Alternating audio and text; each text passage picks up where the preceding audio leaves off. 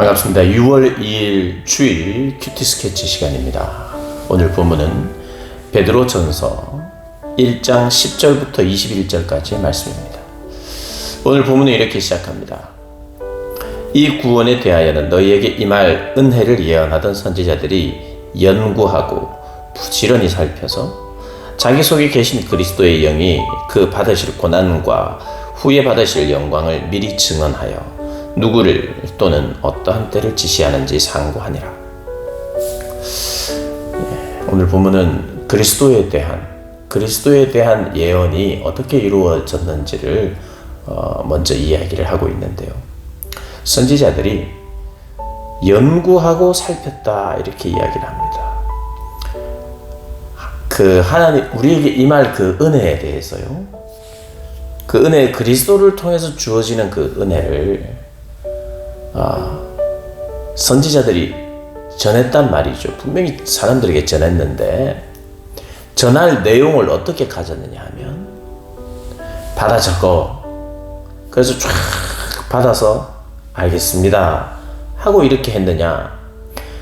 그런 내용도 분명히 있었습니다. 받아 적으라는 말은 안 했지만 너는 이런 이야기를 해라 이렇게 직접 하나님 명령하실 때가 있죠. 그럼 그걸 듣고 하고 그런데 오늘 성경은 연구하고 부지런히 살폈다는 이야기도 합니다.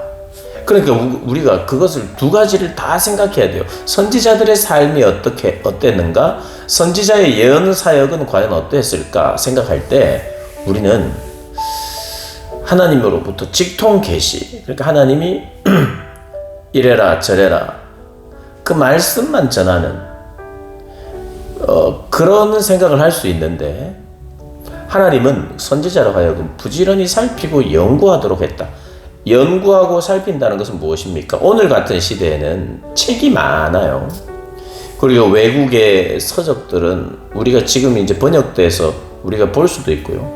어학에 능통한 사람은 그 외국어를 직접 해서 번역 없이 자기가 볼 수도 있고요. 그러니까 살피고 연구하는 데 있어서 그렇게 지금 인터넷도 있기 때문에 가만히 한 곳에 앉아서 우리가 어느 정도 연구할 수 있습니다. 그러나 예전 시대는 그런 게 없었죠. 그럼 직접 다니기도 하고 만나보기도 하고 확인도 하고 이런 것이 연구하고 부지런히 살폈다 안에 들어가겠죠. 그러니까 적어도 역사적인 특별히 하나님의 일하심에 대한 자료들을 찾아보고 생각하고 연구하고 기도하고 또 하나님이 계시로 주시고 이런 것들이 모아지는 것이 무엇이냐? 선지자들이 예언했던 것이라는 거예요. 그러니까 예언한 것을 그 선지자들이 예언했다 그럴 때 점쟁이가 미래를 알아맞추듯 하나님께서 가르쳐줘서 알아맞추는 그 정도로만 생각해서는 안 된다는 거예요. 그럼 선지자들이 그렇다면 우리 신앙인들도 그래야 돼요. 하나님의 말씀을 부지런히 연구하고 상고하고 묵상하는 과정, 확인하고 이 말이 무엇일까 하여 앞장도 한번 살펴보고 뒷장도 살펴보고 신약을 살펴보고 구약을 살펴보는 계속해서 이런 과정을 통해서 하나님의 은혜를 우리가 깨닫게 돼요. 지금 이 신약 시대를 살아가는 시대, 성령의 시대를 살아가는 시대에 이 시대에는 성령이 그냥 자동적으로 뭔가를 해준다고 생각하시면 안 됩니다. 성령이 깨닫게 하시고 성령이 인도하시고 모든 걸 하지만 우리로 하여금 어떻게 하도록 하느냐? 하나님이 허락한 지혜와 지성과 우리가 해야 될 그 어떤 노력들을 하나님 하게 하시는 거죠. 그래서 확인하고 살펴서 더 견고해지고 분명해지도록 한다는 거. 잊으셔서는 안 돼요. 신앙인도 어떻게 살아가는가? 하나님의 말씀을 부지런히 살피고 또 연구하는.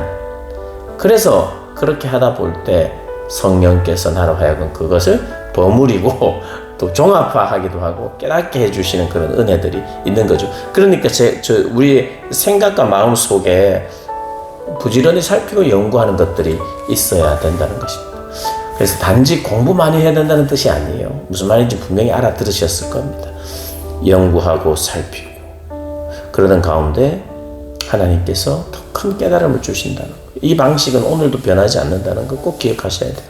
근데 그들이 11절에 보니까 자기 속에 계신 그리스도의 영이 받으실 고난과 영광에 대한 것을 선지자들이 깨닫고 알았다는 거예요.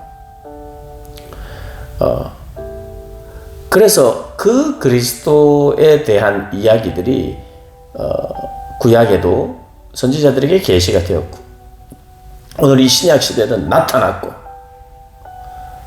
그래서 12절을 보면 이 섬긴 바가 자기를 위한 것이 아니요 그리스도께서요 너희를 위한 것임이 계시고 알게 되었으니 이는 하늘로부터 보내신 성령을 힘입어 복음을 전하는 자들로 이제 너희에게 알리는 것이요 천사들도 살펴보기를 원하는 것이니라. 그 복음을 말하는 겁니다. 예수 그리스도의 사건에 대한 이야기입니다. 그 사건과 그 사건이 의미하는 바, 천사들도 살펴보기를 원했다는 거예요.